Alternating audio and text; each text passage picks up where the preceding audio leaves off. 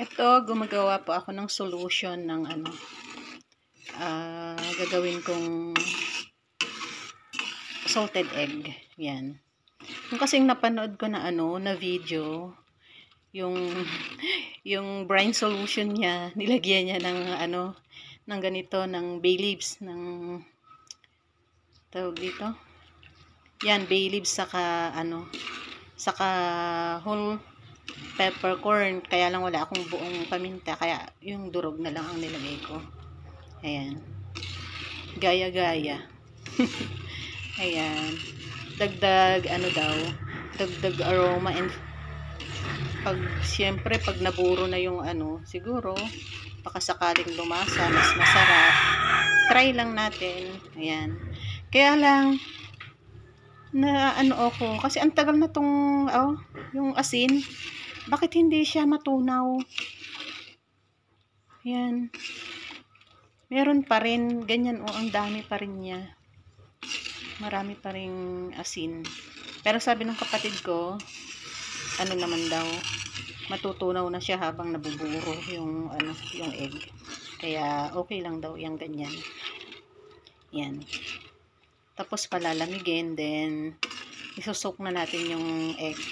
Since marami akong tindang egg, chicken egg lang yon, yung ordinaryong egg lang siya, pero double yolk, kaya try ko na na gumawa ng salted egg gamit yung sa chicken, kasi wala naman kaming duck, wala itlog ng itik pala yun, kaya try ko yung organic egg na double yolk.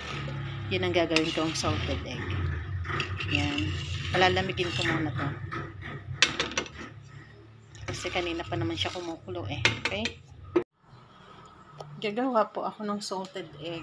Ito yung nilagay ko na siya kanina, pero ililipat ko kasi hindi masyadong nakalubog yung mga itlog. Kaya hanap ako ng mas malaking lalagyan, kasi dapat daw siya, nakalubog talaga.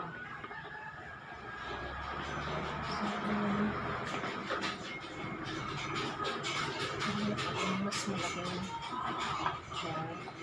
pang 12 pieces kasi dapat. Siya.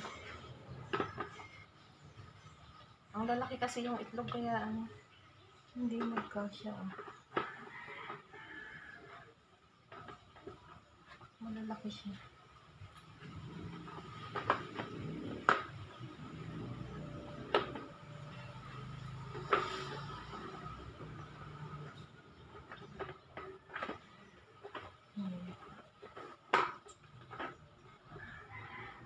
Dapat nakalubog. Ayan. Dapat nakalubog siya. Kasi para maganda ang maging kalabasan ng pagkaburo niya. Ayan.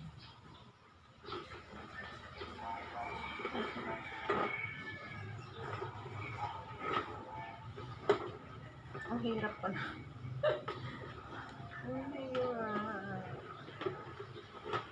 Ay, baka kasi mabasag. Magkaroon ng crack.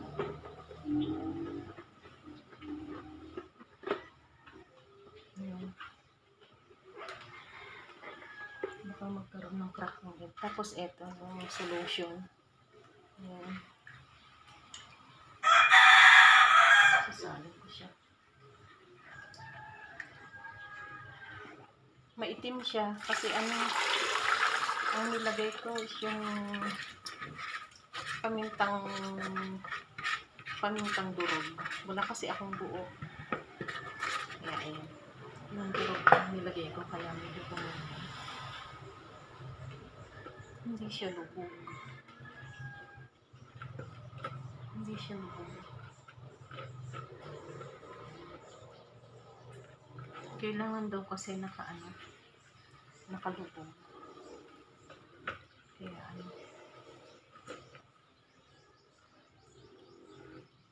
nakalubog yung egg sa solution. Dapat lubog na lubog siya.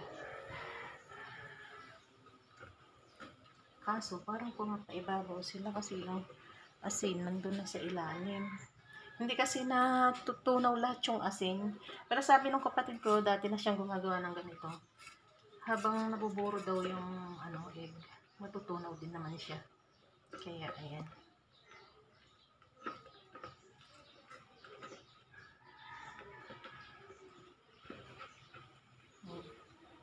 Ayaw lumubog.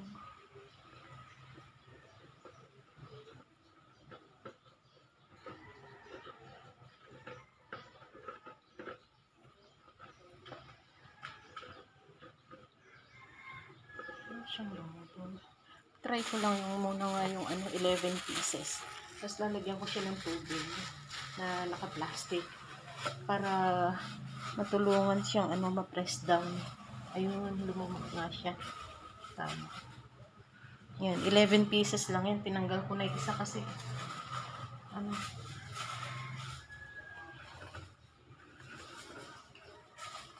11 pieces lang siya. Yan.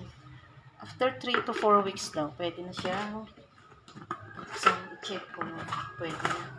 Kung naburo na siya. Ayan. Okay. Try. Gaya-gaya, putumaya. Subukan. Okay.